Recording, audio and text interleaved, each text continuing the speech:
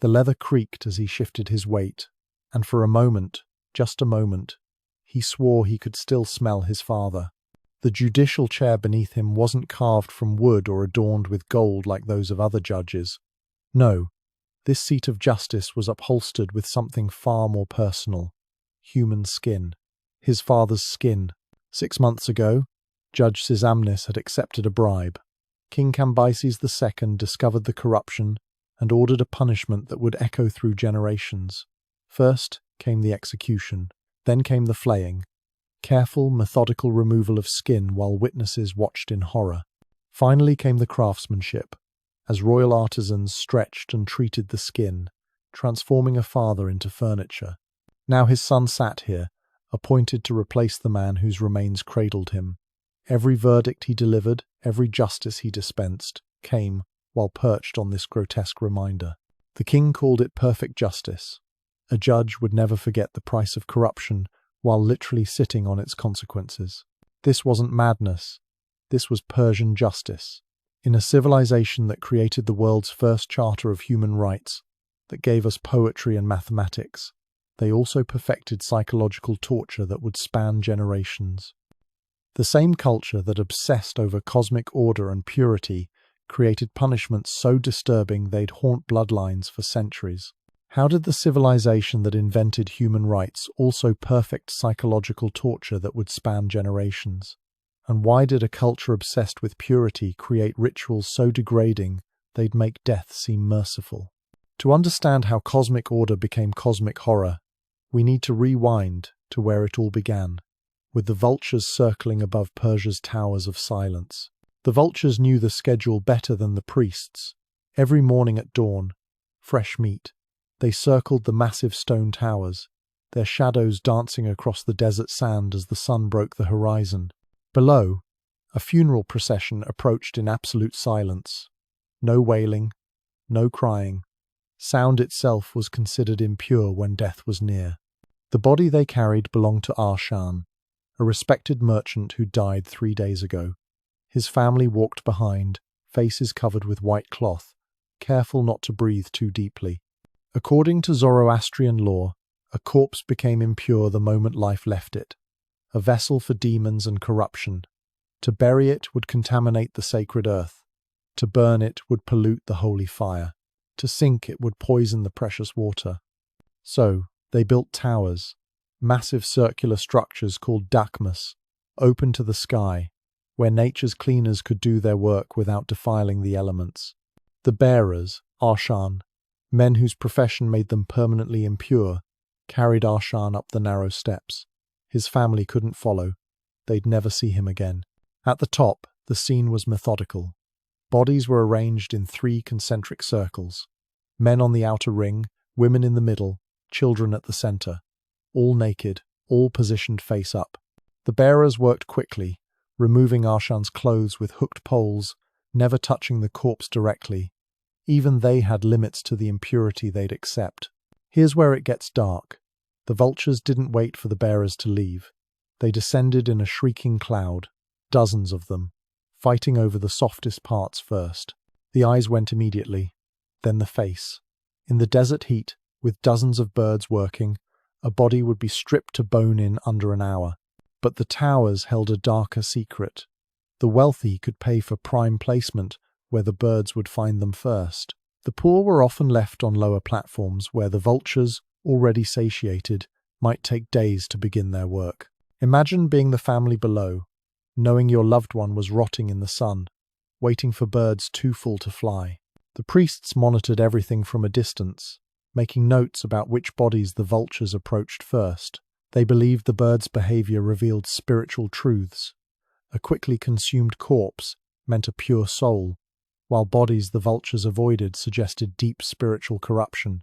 Families would anxiously wait for these reports, their loved one's afterlife supposedly hanging in the balance of a bird's appetite.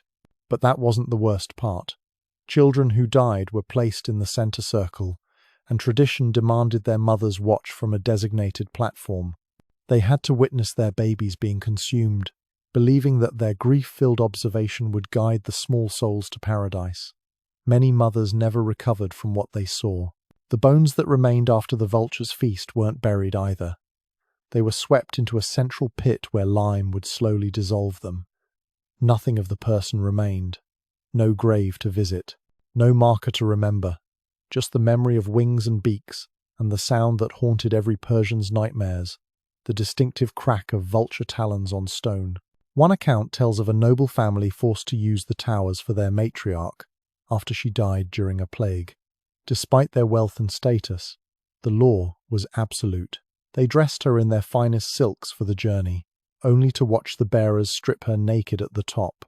Her grandson later wrote that he could never eat meat again, that every meal reminded him of the sounds from the tower. What happened next would haunt the family forever. The vultures, for reasons the priests couldn't explain, refused to touch her body. For 3 days, she lay exposed while the birds circled but wouldn't land. The priest declared her spiritually contaminated, possibly possessed. Her family was shunned. Her name was struck from records, all because scavenger birds weren't hungry that week. If the vultures were terrifying, wait until you hear what they did with bodily fluids. The smell hit him first, acrid, overwhelming, but refusing meant death. Darius, a high-ranking court official, had accidentally brushed against a corpse while navigating a crowded market. One moment of inattention, one slight touch of dead flesh against his silk sleeve, and his life transformed into a waking nightmare. Persian law was clear. Contact with death brought spiritual contamination that could spread like plague. The only cure was nirang, the urine of a sacred white bull, collected during specific lunar phases and blessed by priests. But this wasn't a simple washing. This was systematic degradation, designed to strip away both contamination and dignity. The ritual began at sunset. Darius was brought to the purification chamber, a stone room that reeked of ammonia and fear. The priests made him strip naked. His contaminated clothes would be burned. Then came the first washing. They poured the bull urine over his head while he recited prayers, the liquid burning his eyes and nose. He had to keep his mouth open, letting the foul substance coat his tongue. But the urine wasn't the worst part. Between each washing, he had to declare his spiritual crimes in detail. Every impure thought, every minor transgression, shouted to the priests who recorded each confession. His voice cracked as he admitted to envying his brother's success, to doubting the sacred fire's power during his daughter's illness. The priests showed no emotion. They'd heard it all before. 3 times they doused him. 3 times he confessed. By the 3rd washing, Darius was sobbing, not from the stinging urine, but from the systematic stripping of his private thoughts. His confessions would be kept in temple records, potential weapons if he ever challenged religious authority. Here's where it gets twisted. The bull urine had to be consumed as well as applied. A full cup, drunk, while the priests chanted. Darius gagged, his body rejecting the foul liquid, but vomiting would mean starting over. He forced it down, bile rising in his throat. The priests watched, ensuring every drop was swallowed. But they weren't finished. The contamination was considered so severe that his entire household required purification. His wife, his children, even his servants, all underwent the same ritual. His youngest son, only 7 years old, wept as the priests poured urine over his small frame. The boy's cries echoed through the chamber, but the ritual continued. The collection of this sacred urine was its own horror. Young priests were assigned to follow the sacred bulls constantly, clay vessels ready. The bulls were fed specific herbs to ensure their urine had the proper acidic quality. These priests, despite handling holy substance, were considered tainted by their proximity to bodily waste. They lived apart, ate apart, and were forbidden from marriage. The words he spoke next would seal his fate. During his final confession, Darius mentioned dreaming about the old gods, the ones Zoroaster had declared demons. The priest's expressions changed. This wasn't simple contamination anymore. This was potential heresy. The purification intensified. They brought out the special mixture, bull urine mixed with crushed herbs and sulfur. This had to be rubbed into every crevice of his body while he recited prayers of submission. The burning was unbearable. His skin turned red, then began to peel. But stopping meant admitting spiritual weakness, which carried its own punishments. Some never recovered from the ritual. The shame, the physical trauma, the public humiliation that broke them. They emerged pure, but psychologically shattered. Darius survived, but his position at court was never the same. Everyone knew he'd been contaminated, had undergone the ritual. In their eyes, he was forever marked. The most horrifying aspect was how normalized this was. Every Persian family kept emergency supplies of bull urine, knowing contamination could happen instantly. Children were taught the purification prayers before they could properly walk. Markets sold blessed urine in clay vessels, merchants hawking their wares' superior purifying properties. One account describes a pregnant woman forced to undergo the ritual after touching her husband's corpse in grief. The shock sent her into early labor. The baby was born during the purification, emerging into a world of urine and chanting. The priests declared the child blessed, born into purity. The mother died from complications days later, her body too weakened by the ritual to recover. If bull urine could cleanse a body, imagine what they did when an entire river was contaminated. The splash echoed across the valley, and with it, 10,000 people lost their water. Rostam had chosen the sacred river for his final act, a suicide that would contaminate the entire water supply for 3 villages. As his body sank beneath the surface, he probably didn't realize the catastrophe he'd just unleashed. Persian water law was absolute. Water was the most sacred element, the source of all purity. To contaminate it was to attack the foundation of existence itself. And now, with a corpse poisoning the flow, an entire region faced spiritual crisis. The alarm spread faster than the current. Priests rode through the villages, declaring immediate water prohibition. Not a drop could be consumed, used for washing, or even touched until the massive purification ritual was complete. Families stared at their water jars in horror. The same vessels they'd filled that morning now contained spiritual poison. By day 3, the children started showing symptoms. Not of physical thirst, aye. Emergency supplies were distributed, but of spiritual terror. They'd been taught since birth that contaminated water invited demons into the body. Parents watched their children refuse even pure water, convinced they were already possessed. The purification ritual required 9 days and nights. Priests worked in shifts, chanting over the river while pouring mixture after mixture of purifying substances upstream. Sacred fires burned on both banks. Bull urine, always bull urine, was channeled into the water by the barrel. The river turned yellow, then brown, as natural flow mixed with religious remedy. Here's where it gets dark. The suicide victim's family was held responsible. They were brought to the riverbank and forced to perform public penance. For 9 days they stood waist-deep in the contaminated water, chanting apologies to every affected family. The cold mountain river numbed their legs. Several elderly family members collapsed from exposure but weren't allowed to leave. But the water wasn't just physically contaminated. It was spiritually ruined. Every fish that died floating to the surface was evidence of demonic presence. Priests examined each dead creature, looking for signs of possession. They found what they wanted to find: strange markings that proved evil's presence, unusual coloring that suggested supernatural interference. What the priests discovered in the water changed everything.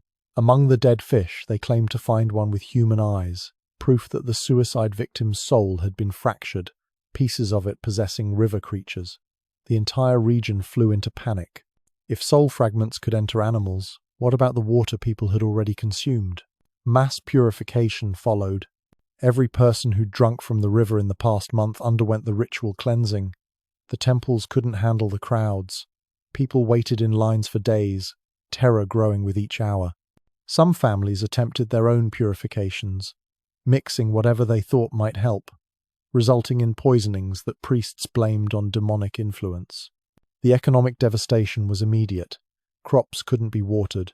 Animals refused to drink the yellowish mixture flowing past. Trade routes that depended on river crossings shut down. But suggesting the ritual should be shortened was heresy. Better to starve than risk spiritual contamination. One merchant tried to bring water from distant wells, seeing opportunity in crisis. The priests had him arrested for attempting to circumvent divine purification.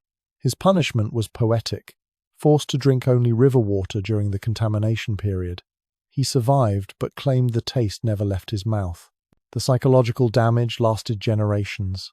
Children who lived through the water terror grew up with obsessive habits.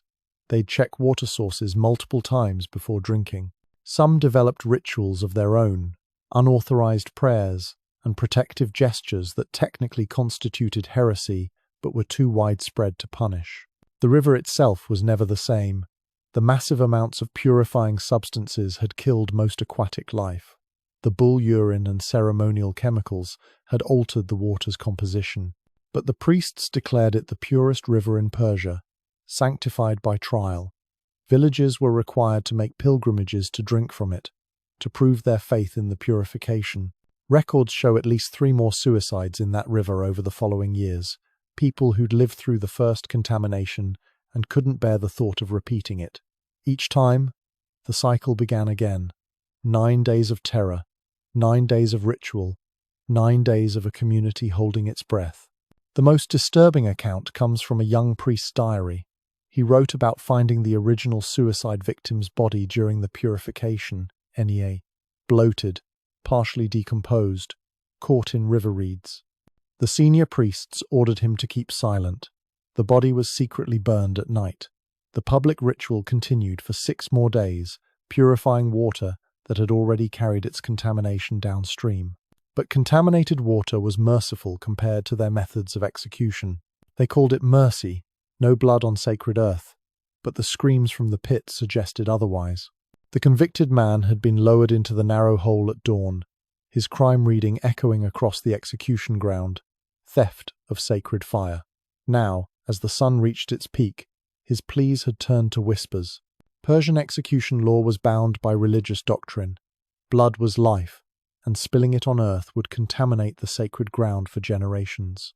So they invented deaths that kept blood inside the body, methods that prolonged agony while maintaining spiritual purity. The execution pits were masterworks of cruel engineering. Carved into solid rock, they were barely wider than a man's shoulders and just deep enough that the victim couldn't climb out. Smooth walls offered no handholds. At the bottom, a small drainage hole prevented rainwater accumulation. They wanted death by thirst, not drowning. The condemned received food, not dry bread lowered on a rope each morning. This wasn't mercy but calculated cruelty. The bread would sustain life while increasing thirst. Guards recorded how long each prisoner lasted, creating detailed charts of human endurance. The average was 4 days. The record was 12. By the 4th day, the hallucinations began. The thief in the pit started conversing with people who weren't there. His dead mother, the fire god Attar, coming to reclaim what was stolen. The guards listened, taking notes. These final ravings were considered prophetic, messages from the boundary between life and death. Here's where it gets twisted. Families could visit but not help. They'd gather around the pit's edge, looking down at their loved one dying by degrees. Speaking was forbidden. Sound might ease the condemned's suffering. They could only watch as dehydration took its course. Many family members required restraining when delirium set in, and their loved one no longer recognized them. Some pits had variations. In the desert regions, they'd position mirrors to reflect sunlight into the hole, accelerating dehydration. In the mountains, they'd leave the condemned exposed during winter, adding freezing to thirst. Each region perfected its own bloodless torment. What he carved into the wall would be hidden for centuries. Using his fingernails and fragments of the bread crust, the thief scraped a message into the stone. Not last words or pleas for forgiveness, but detailed accusations against the priest who'd convicted him.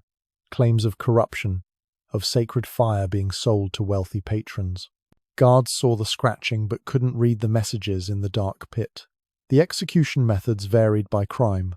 Those who contaminated water were buried alive in sand, their heads covered by clay pots with small air holes. Death took hours as sand pressure slowly crushed their chests. Witnesses described the sounds, not screams, but a horrible whistling as victims fought for each breath through the tiny openings. For heretics, they used the boats, 2 wooden vessels sealed together with the condemned inside, head and limbs protruding through holes. Force-fed milk and honey, The victim developed severe diarrhea while wasps and flies, attracted by the sweet coating applied to their face, slowly consumed exposed flesh. No blood spilled. Just slow consumption by nature. The guards assigned to execution grounds developed their own culture. They'd place bets on survival times, share stories of unusual deaths, develop theories about which prayers might extend or shorten suffering. Many turned to drink, haunted by what they witnessed. Others became devotees, seeing divine justice in extended agony. One account describes a woman convicted of adultery, sentenced to the pressing stones. Placed between two flat rocks, weight was gradually added, a stone at a time, over days. The goal was to crush without breaking skin. Guards had to monitor carefully, removing weight if blood appeared likely. She lasted 6 days, her ribs slowly compressing until breathing became impossible. The punishment for speaking his name was worse than death. Some prisoners tried to die faster by holding their breath or bashing their heads against pit walls. Guards prevented this with nets and padding. Death had to come naturally, following heaven's timeline. Suicide attempts resulted in the sentence extending to family members. Children born to condemned women in the pits presented theological problems. If the mother died during childbirth, was the blood spiritual or natural? Priests debated while women labored in stone holes. The solution was typically to remove the infant immediately after birth, leaving the mother to die alone while her child was raised by temple servants. The most disturbing element was public normalization. Execution grounds became social spaces. Vendors sold food to spectators. Children played between the pits while their parents gossiped. The dying provided background noise to daily life. Their suffering so common, it became ignorable. Death was one thing, but some punishments followed you beyond the grave. The hammer struck stone, and with each blow, another memory disappeared. General Vahram had commanded 10,000 men, won dozens of battles, built monuments across the empire. Now, as the mason's chisel bit into marble, his name vanished, letter by letter. By sunset, it would be as if he'd never existed. Memory execution was Persia's ultimate punishment, reserved for those whose crimes threatened the cosmic order itself. Vahram had conspired against the king, but his real crime was deeper. He'd suggested the royal bloodline lacked divine mandate. For this heresy, death wasn't enough. He had to be unmade. The process was methodical. First came the physical execution, janai, private, bloodless, witnessed only by priests. Then began the true punishment. Every inscription bearing his name was located and destroyed. Every document mentioning his deeds was burned. Every statue showing his face was ground to powder. The empire's vast bureaucracy turned its full attention to erasing one man. Here's where it gets dark. His family was forced to participate. His wife had to burn their marriage contract. His sons had to chisel their father's name from the family tomb. His daughters watched their dowry documents, proof of their noble lineage, turn to ash. Refusing meant sharing his fate. But the erasure went deeper than just physical records. Speaking his name became punishable by death, thinking it was considered spiritual contamination. Families developed elaborate codes, referring to him as the absence or the one who wasn't. Children grew up knowing they had a grandfather, but not his name, achievements, or face. His daughter found a way to remember. She wore a ring with symbols that looked decorative but spelled his name in ancient script. For 30 years she carried this secret reminder. When finally discovered, her punishment was poetic. Her own name was erased.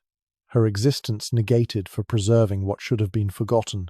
The theological reasoning was terrifying in its logic. Persians believed names held power beyond death. In the afterlife, souls needed their names to exist. Without them, they became nothing, not even capable of punishment or redemption, just gone. Priests taught that erased ones wandered the void between worlds, conscious but unable to act, speak, or be perceived. The state employed special investigators, memory hunters, who searched for hidden references. They'd interrogate slaves about overheard conversations, examine children's drawings for suspicious figures, analyze poetry for coded mentions. One hunter proudly recorded finding a reference hidden in a recipe, ingredient measurements that, when converted to letters, spelled the forbidden name. What they found in the mass grave changed Persian law. During construction of a new temple, workers uncovered a burial site. Inside were dozens of bodies, all with faces chiseled away, all missing their name tags. But one corpse clutched a clay tablet covered in names, all erased ones, preserved by someone who couldn't bear their total loss. The discovery sparked theological crisis. If someone remembered the erased, did they partially exist? The priest's solution was horrifying. They declared the tablet itself cursed, capable of resurrecting the unnamed.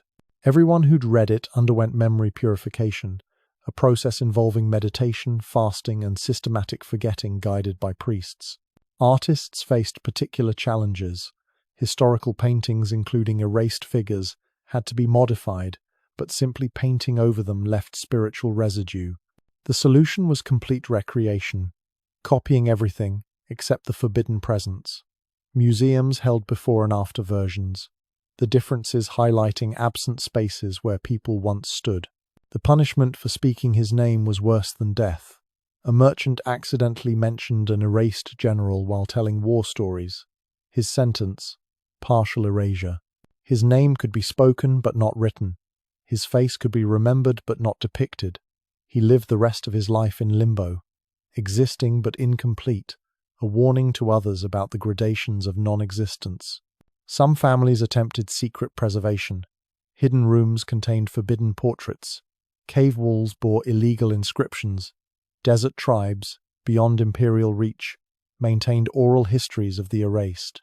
When discovered, entire communities faced collective punishment, ADD, not execution but systematic forgetting, their languages banned, their stories silenced. The psychological impact spanning generations was profound.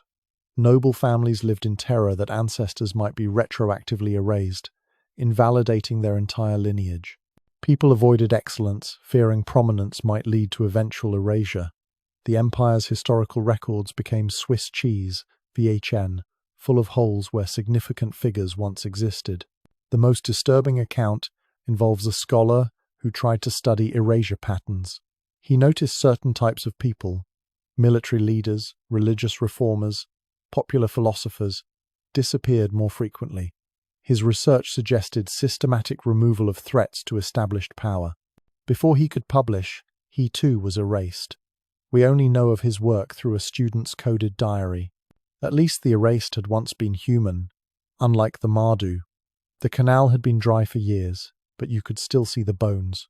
They jutted from the earth like broken teeth, marking where hundreds of Mardu, the untouchable underclass, had been disposed of like construction waste. The new overseer stared at the mass grave, understanding why local workers refused to dig here despite threats of punishment. In Persian society, the Mardu weren't considered fully human. These agricultural slaves, often war captives or their descendants, existed outside the spiritual framework that governed Persian life. They couldn't be purified because they'd never been pure. They couldn't contaminate because they were contamination itself. The classification was hereditary and absolute. Children born to Mardu inherited their parents' untouchable status. They were marked from birth, branded on the forehead with symbols that declared them spiritually dead. The brand wasn't just identification but theological statement. These beings had no souls to save. Their living conditions reflected their status. Mardu quarters were built downwind and downstream from Persian settlements. They couldn't use the same water sources, walk the same paths, or breathe upwind of their betters. Special routes were designated for Mardu movement, e.g., narrow alleys between buildings where they could pass unseen. Here's where it gets twisted. When Mardu died, they couldn't be given to the vultures. Humans, that was for humans. They couldn't be buried. Earth was too sacred. They couldn't be burned. Fire was divine. So they were dumped in abandoned irrigation channels, construction pits, or garbage heaps. No ceremony, no acknowledgement, just disposal. The overseer's decision that day would haunt him. Ordered to clear the canal for restoration, he faced a dilemma. Moving the bones required touching them, but Mardu remains were considered toxic waste. Persian workers wouldn't do it. Using living Mardu risked them recognizing ancestors, potentially sparking unrest. His solution revealed the system's cruelty. He ordered Mardu children to clear the bones, telling them these were animal remains. The children worked for days, collecting skeletal fragments in baskets, occasionally finding personal items, a clay doll, a wooden charm, things that suggested these bones once belonged to people who loved and were loved. The theological justification was elaborate. Priests taught that Mardu were failed reincarnations, souls so corrupted from previous lives they'd lost human status. They were spiritual pollution in physical form. Some texts suggested Mardu were descendants of demons who'd bred with humans during mythical times, forever tainting their bloodline. But Mardu were economically essential. They worked the fields, built the buildings, maintained the infrastructure that kept Persian civilization running. The cognitive dissonance, DCA, depending on beings you considered non-human, created elaborate social rules. Persians could give orders to Mardu, but not speak to them. They could benefit from Mardu labor but not acknowledge it. What they found in the mass grave changed Persian law, briefly. Among the bones, investigators discovered tablets inscribed with prayers. The Mardu had developed their own religious practices, their own pleas for salvation. The discovery that untouchables sought divine connection triggered fierce theological debate. Progressive priests argued this showed Mardu had souls worth saving. Conservative clergy claimed it was blasphemy, the animals mimicking human behavior. The debate ended when the Shah declared the tablets cursed objects. They were destroyed, and laws were passed forbidding Mardu from any religious expression. Disease outbreaks often started in Mardu quarters, spreading through overcrowded, unsanitary conditions. But when plague reached Persian neighborhoods, Mardu were blamed for poisoning the air with their spiritual corruption. Mass cullings followed, not executions but cleanings, as if removing waste rather than killing people. One account describes a Persian child who accidentally played with a Mardu child, not recognizing the forehead brand. When discovered, both children underwent different punishments. The Persian child was purified with elaborate rituals. The Mardu child was beaten to death, not for playing but for allowing a Persian to be contaminated by their presence. The generational trauma was inescapable. Mardu children grew up knowing they were considered less than human. They internalized the theology, many believing they truly were soulless. Suicide rates were high, but even in death, they found no dignity, bodies dumped with the same indifference as broken tools. Some Mardu attempted escape, fleeing to neighboring kingdoms, but the forehead brands marked them everywhere. Most were returned under treaty agreements, facing punishments that served as examples to others. Those who removed their brands were hunted specially. Their crime wasn't escape but identity theft, pretending to humanity they couldn't possess. The system's end came not from moral awakening but practical necessity. As the empire weakened, maintaining strict separation became impossible. Mardu and Persian blood mixed during chaos and invasion. The theological framework collapsed when faced with reality. How do you classify the humanity of children whose parents crossed the uncrossable divide? But even the Mardu would have chosen their fate over what Persian families did in the name of purity. She knew the wedding date, her 16th birthday, and she knew the groom, her father. Golnar had been prepared for this moment since childhood, taught that the purest blood came from the closest unions. The priests called it exweduda, the highest form of marriage, blessed by Ahura Mazda himself. The practice wasn't hidden in shame but celebrated as spiritual achievement. Families who practiced exweduda were considered holier, their bloodlines closer to divine perfection. The closer the relation, the greater the blessing. Father-daughter, mother-son, brother-sister, the Dea. Each combination had its own theological ranking and social status. Golnar's preparation began at age 7. Special tutors, always women who'd undergone similar marriages, taught her the sacred duties. She learned specific prayers for consummation, ritual positions that maximized spiritual benefit, and mental exercises to transform natural revulsion into religious ecstasy. Her mother's advice was more disturbing than silence. Having married her own uncle at 14, she spoke of transcending human emotion to achieve divine union. She taught Golnar dissociation techniques disguised as meditation, shizi-es, ways to separate mind from body during intimate moments. The lessons were practical: how to hide physical pain, how to feign enthusiasm, how to produce heirs despite bodily rebellion. The theological framework was elaborate. Priests taught that human souls split at creation, scattered across bloodlines. Swedada reunited these fragments, creating spiritually complete beings. Children from such unions were considered partially divine, born with intact souls that didn't require usual purification rituals. Here's where it gets dark. The wedding ceremony itself inverted normal celebrations. Instead of keeping the bride and groom separate before marriage, they were required to spend 3 days together in isolation, performing bonding rituals that would be criminal in any other context. Priests monitored these sessions, ensuring proper protocols were followed. The priest's blessing contained a horrible truth. During the ceremony, he spoke of cosmic balance, of how their union would strengthen the forces of light against darkness. But his real message was control. Families practicing Exwedada were so socially isolated, so dependent on religious approval, they'd never challenge authority. The physical consequences were hidden but devastating. Infant mortality was high among Exwedada offspring. Those who survived often bore genetic markers of close breeding, distinctive features that identified them as products of sacred unions. These children were simultaneously revered and pitied, trapped in bloodlines that spiraled ever inward. Some women found ways to resist. Secret networks provided herbal contraceptives, claiming religious fasting, while actually preventing pregnancy. Others arranged affairs with servants, passing off outside children as sacred offspring. The punishment for discovery was severe, not for adultery, but for contaminating divine bloodlines with common genes. The practice created genealogical nightmares. Families tracked bloodlines obsessively, calculating degrees of relation to maximize spiritual benefit. A woman might be simultaneously daughter, wife, and aunt to the same man. Children couldn't determine their actual parentage, raised by committees of interrelated relatives. Mental breakdown was common but unacknowledged. Women who went mad were said to be overwhelmed by divine presence. Men who became impotent were declared too pure for physical union. The terminology transformed trauma into transcendence, making suffering seem like spiritual achievement. One account describes a girl who fled rather than marry her father. Captured and returned, she faced public trial for spiritual cowardice.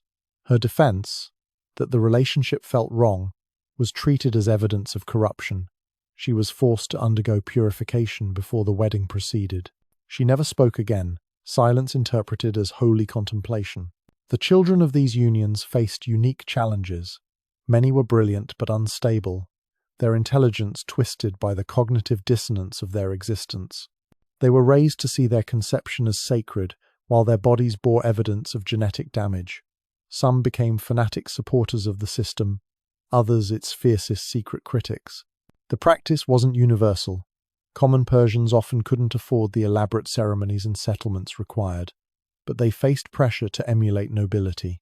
Village priests encouraged cousin marriages as stepping stones to holier unions. The entire society bent toward collapsing bloodlines, chasing purity that produced its opposite. Historical records show the practice's decline coincided with military defeats. Enemy propaganda highlighted Exwedada as evidence of Persian degeneracy. Occupied territories abandoned the practice immediately, suggesting compliance had always been forced rather than faithful. The most disturbing legacy was psychological. Generations raised in Exwedada families carried trauma in their cells and psyches. Even after the practice ended, they struggled with boundaries, relationships, and identity. The pursuit of purity had created damage that would echo through bloodlines for centuries. At least she could look her father in the eyes, something that would mean instant death with the Shah. The messenger had practiced for days, deliver the news, never look up, live another day. Now, standing before the golden throne, sweat dripped from his lowered face as he recited the urgent dispatch from the eastern provinces. His eyes burned from the strain of staring at the intricate floor patterns, but even blinking felt dangerous. The law was absolute. To look upon the Shah's face without permission meant immediate execution. This wasn't mere protocol, but cosmic necessity. The Shah was considered the earthly reflection of Ahura Mazda, the good god. Mortal eyes gazing upon such divinity would be burned by spiritual radiance, a mercy killing to prevent the observer's soul from being destroyed. The messenger's neck muscles screamed as he maintained his downward angle. He'd heard stories of others who'd failed. A young scribe who'd glanced up reflexively when the Shah sneezed, beheaded before the echo faded. A general who'd met the royal eyes while receiving honours, struck down despite decades of loyal service. Here's where it gets twisted. The Shah himself became prisoner to this system. Unable to make normal eye contact, he lived in a bubble of averted gazes. His own children couldn't look at him directly. His wives focused on his feet during intimate moments. He experienced human connection only through mirrors and intermediaries. The court developed elaborate workarounds. Conversations happened through interpreters who could look at neither party directly. Artists painted royal portraits from memory or stolen glances, risking their lives for accuracy. Some created theoretical portraits, imagining divine features rather than observing them. His eyes began to water, but blinking might be fatal. The messenger had heard of the test, sigh. Sometimes guards would claim the Shah had left, encouraging messengers to look up. Those who did were executed for attempting to gaze upon royalty. Those who didn't were sometimes killed for disrespect, for not confirming the Shah's absence. Every interaction was a potentially lethal puzzle. The isolation drove some Shahs mad. One ruler, desperate for genuine human contact, would visit prisoners condemned to die anyway. He'd remove his veil and talk face-to-face with men hours from execution, the only people allowed to see him as human rather than deity. Guards reported he often wept during these sessions. Children raised in the palace learned elaborate movement patterns to avoid accidental gazes. They played with heads tilted down, navigated by peripheral vision, developed neck problems from constant genuflection. The lucky ones were sent away young, before the habits became permanent. The Shah's response would change protocol forever. This particular ruler, perhaps sensing the messenger's distress, made an unprecedented decision. He ordered mirrors installed throughout the throne room. Now supplicants could see him indirectly, and he could observe their faces without triggering execution orders. It was revolutionary, heretical. Conservative priests argued mirrors didn't solve the theological problem. Reflected divinity was still divinity. Some demanded the messenger's execution retroactively. The debate paralyzed court for weeks while the messenger waited in prison, unsure if his innovative audience had saved or doomed him. The mirror solution created new problems. Courtiers had to learn reading expressions in reverse. Misunderstandings multiplied when left and right were confused in reflections. One ambassador, unfamiliar with the system, spoke to the Shah's reflection, while the actual ruler sat elsewhere, creating a diplomatic incident. Some nobles found ways to exploit the system. They'd arrange accidents where rivals might glimpse royalty. A carelessly placed mirror, a sudden movement drawing reflexive glances, political assassination through induced sight. The court became a battlefield of angles and reflections. The most disturbing aspect was the children born with deformities that prevented upward gazing. When the taboo lasted generations, some families developed genetic conditions, twisted necks, malformed spines, that made looking up impossible. These deformities were considered blessings, divine insurance against accidental heresy. Palace servants developed their own culture around the restriction. They communicated through floor patterns, leaving messages in dust and tile arrangements. They recognized each other by shoe styles and walking patterns. Some went years working in the same halls without ever seeing colleagues' faces. Artists faced unique challenges. Commissioned to create royal portraits for provinces, they worked from descriptions provided by priests who'd glimpsed the Shah during religious ceremonies. The results were idealized to the point of abstraction, icels, divine light radiating from faces that bore no resemblance to the actual ruler. The system finally collapsed during a plague outbreak. The Shah, needing to coordinate response directly with officials, suspended the gazing prohibition temporarily. The crisis passed, but the spell was broken. Officials who'd seen the Shah's very human fear during the epidemic couldn't return to treating him as untouchable divinity. The Shah's justice was swift, But family vengeance was eternal. They didn't want to kill him. The murderer had been their friend, but the law demanded blood. The Yazdi family stood in the courthouse, staring at Babur, who'd killed their son in a drunken fight. Both families had been close for generations. The children had grown up together. Now, Persian law demanded the Yazdis become executioners or face punishment themselves. The concept of kunbahar, IP blood price, wasn't optional in Persian society. When someone was murdered, their family had to seek vengeance. Not doing so was considered spiritual betrayal of the deceased. The dead couldn't rest while their killer lived.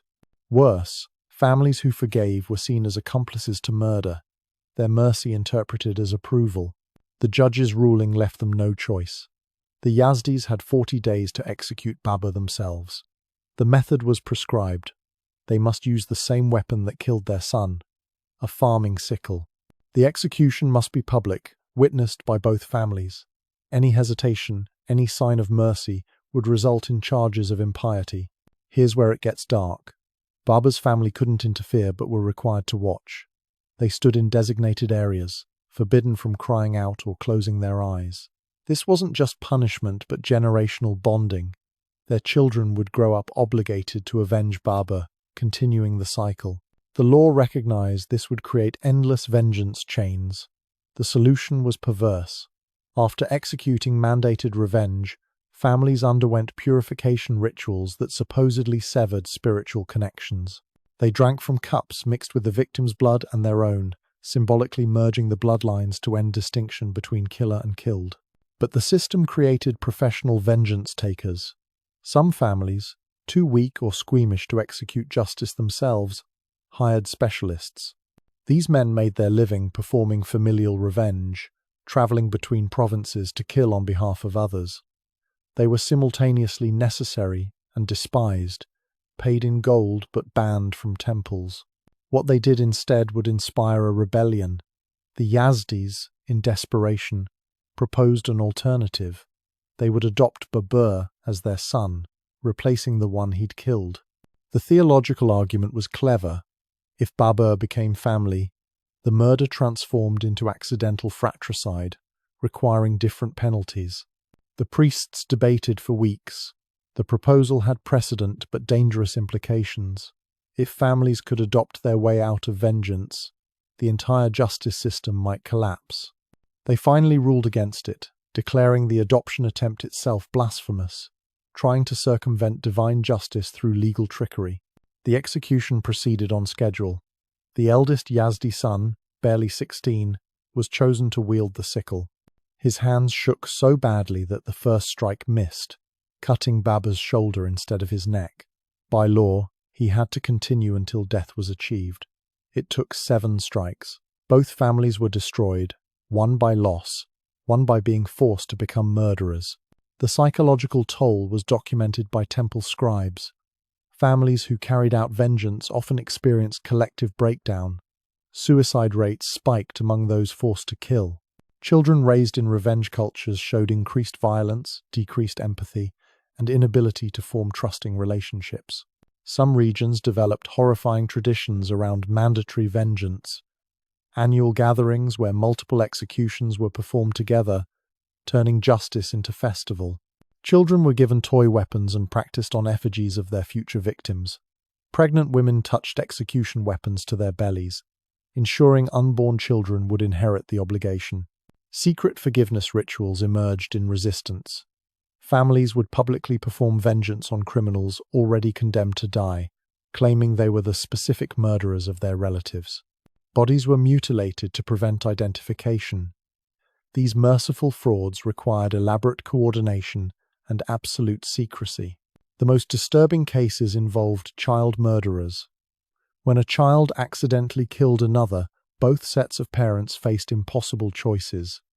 The victim's family had to execute a child or face punishment. The killer's family had to watch their child die or be branded spiritual failures.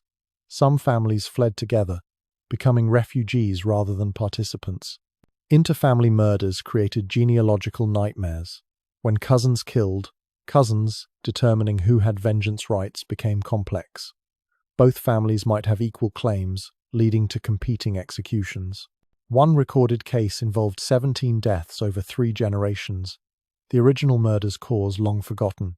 The empire tried reforms periodically: blood money substitutions, symbolic executions using effigies, exile as alternative to death. But conservative priests always reversed these changes, arguing that mercy toward murderers was cruelty toward victims. The cycle continued, generation after generation of mandated violence. One account describes a woman who spent 30 years tracking her brother's killer across the empire. When she finally found him, he was elderly, surrounded by grandchildren who'd never known his crime. She completed her duty, stabbing him during a family meal, then immediately took her own life, unable to bear what obligation had made her become. But once a year, even the law couldn't protect you from the mob. The sun set, the drums began, and every priest in Persia started running. The festival of disorder had begun. One night, when the cosmic order reversed, when the sacred became profane, when hunting holy men was not just permitted but celebrated. Young priest Ardashir had planned his hiding spot for months, but as screaming mobs filled the streets, he wondered if anywhere was safe. This annual purge traced back to ancient times, a pressure valve built into the rigid religious system. For one night, grievances against clergy could be expressed violently. Priests who'd performed harsh purifications, ordered cruel punishments, or extracted excessive tithes became prey. The theological justification was that chaos must be acknowledged to be controlled. The rules were specific but horrifying. From sunset to sunrise, clergy lost their protected status. They couldn't seek sanctuary in temples, CGAs. Those were barricaded shut. They couldn't invoke divine protection, ITS. The gods were supposedly sleeping. They could only run, hide, and pray for dawn. Here's where it gets twisted. The festival wasn't random violence but organized hunting. Neighborhoods formed teams, planned strategies, shared information about priest movements. They prepared for weeks, mapping escape routes, identifying hiding spots, crafting non-lethal but painful weapons. The goal wasn't necessarily murder, but humiliation and pain. The mob was 3 streets away when he made his choice. Ardashir could hear their chant, names of people the local priests had condemned, families ruined by religious judgments. His own name featured prominently. He'd ordered a child's purification that resulted in death from exposure. The parents led tonight's hunt. Some priests tried disguises, but congregations knew their mannerisms too well. Others attempted to flee the cities, but rural areas had their own hunts, often more vicious due to isolation's built resentments.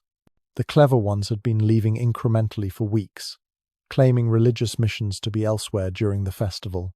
The violence was ritualized but real.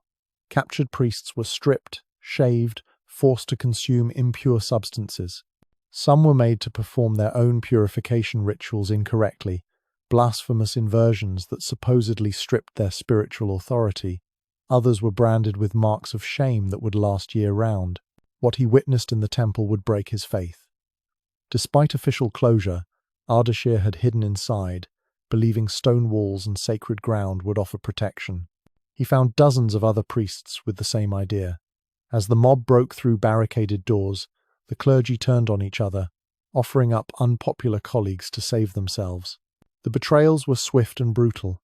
Senior priests identified juniors who'd questioned doctrine.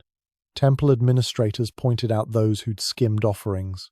The mob became judge, jury, and executioner, while priests became informants, trading others' lives for their own.